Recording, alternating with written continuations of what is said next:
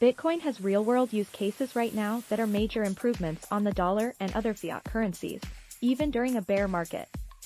This is an opinion editorial by Trent Dudenhoeffer, a certified financial planner at Watchdog Capital. Believe it or not, Bitcoin is money. This may be a hard sell to many of us in the Western world, specifically here in the United States. I get it, the dollar is the reserve currency of the world. Yes, there is inflation, but it's not that bad, despite today's inflation being the highest it's been in more than 40 years.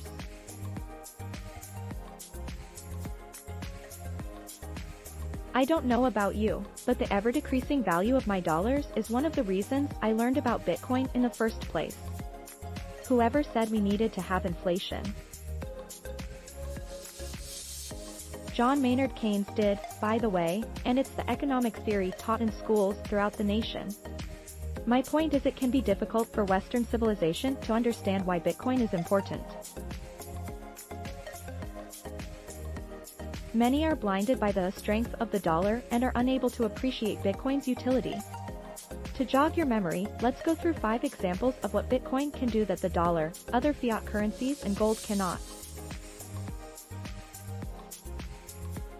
1. Bitcoin provides neutral, censorship-resistant money. The theme of censorship has been in the spotlight over the last decade, and especially relevant in the last handful of years.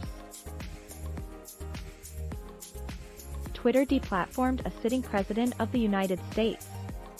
COVID-19 origination theories, once viewed as heresy, are now largely accepted as valid. Believing in this theory earlier led to the deplatforming of many prominent people, including legitimate, respected doctors. And this is just what's happening on social media. What happens when your money is censored? Look no further than the Canadian trucker protest that took place in early 2022. The Canadian government sought to require vaccination of every trucker that entered its country. At the sight of this obvious intrusion of human rights, the truckers decided to protest the mandate by essentially closing the capital city of Ottawa by blockading the streets. One thing led to another, and before you knew it, the Canadian banking system began to turn off the money of every person involved in these protests. That's right. Whether you were a trucker yourself, donated some money to the efforts, or passed out food, you were on the hit list and you had your money turned off.